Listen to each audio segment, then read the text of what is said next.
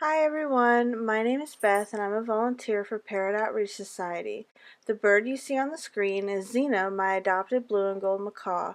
Starting from when I first met her, I wanted to talk to you today about adopting a bird that plucks, possible reasons why they might pluck, and things that might need to change or be different when you adopt a bird that plucks. I'm making this video for a few reasons, one being that I recently saw where a person said that a plucking bird is an unhappy bird, and in most cases of adoption through a reputable rescue, this is not the truth. The other reason is that I get a lot of questions asking about Xena and why she's missing so many feathers, so I thought I would answer those questions.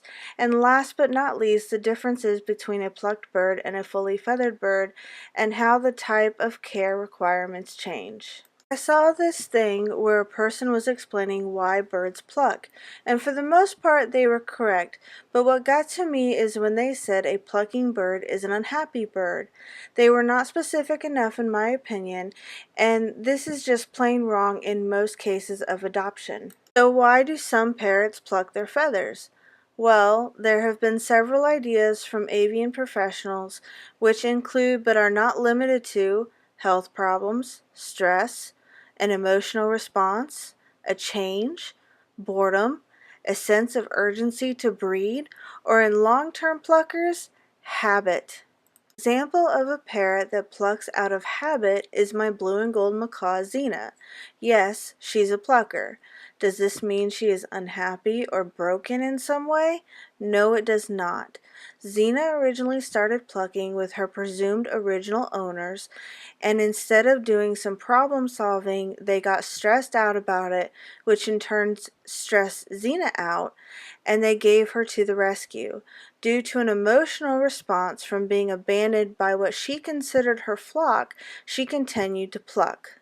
Now Xena's plucking is less of a stress and emotional response and more out of habit than anything else. She's a very happy, healthy, well-rounded parrot. Okay, now that that's done, what are some changes between a plucked bird or naked bird and a fully feathered bird? Well, for one thing, you're responsible for keeping them warm.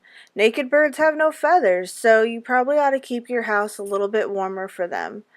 Second, you might need to be a little bit more careful when picking out toys because without their feathers, they have no skin protection from scratches and scrapes. A bird with bare skin can also get sunburned, so you have to be careful about how much direct sunlight your bird is getting and make sure their skin isn't getting irritated by it. If your bird plucks due to medical reasons, or your bird plucks the wrong feather, you will need to see the vet more often. You might need to invest in soft collars for your bird from places like Protective Parrot Petals by Pam on Facebook, but not without talking to your vet first. Obviously, one thing you can do is a soft collar for your bird, but always talk to your vet first. This is never the first thing on your list unless your bird is a self-mutilator. Something else you can do is extra toys that can be destroyed. Wood, paper, and foraging toys are really good, and if you find one your bird really loves, do a stockpile of them. They help boredom, they provide distraction from feather plucking and overpreening, and they also lessen the stressors that your bird goes through. Something else that can help is more time out of the cage with their person of choice. Birds are flock animals. They want to be with you. They don't want to be cooped up in some cage. Spending time with your bird curbs emotional response, stress, and boredom, and it just makes the bird feel like they have their flock around them. Their idea is a varied diet, a healthy varied diet, more bird-safe fresh foods, fruits and vegetables. They curb boredom and it aids in the healthy diet. You don't want to eat grilled chicken and green beans every single day of your life, so don't expect your bird to eat the same thing every day of its life. Birds can eat quite a few different things. Okay, so I have one more thing that's worth a shot, but only if your avian certified vet recommends it. Only your vet. and that's commercial aids. If you decide to use a commercial aid for your plucking bird, please do not use sprays. Using sprays is not a good idea unless your vet says so. So many people buy into the ads for sprays out of desperation, and we have found that all the sprays do is cause the birds to pluck or overpreen even more so to get the foreign substance off their feathers. If you do decide to use supplements, some good ones for plucking birds are Avacom and Featherific by Avatech.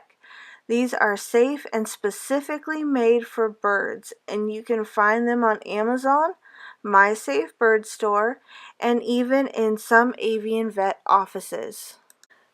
Lastly, don't stress. Your bird can pick up on how you feel, and if you're stressed, they are automatically going to be stressed, which could very likely make the issue worse. Okay, so let's recap. Always, always, always, always, always talk to your avian certified vet before putting anything in or on your bird. What I have provided here are just ideas given by some vets and behavior specialists to others with plucking birds that may or may not have helped. Well, that's it for now. If you have any questions or comments, please leave them in the comments section below, or you can visit www.parrotoutreachsociety.org. Always remember to adopt your next companion parrot and never shop. Thank you and have a wonderful day.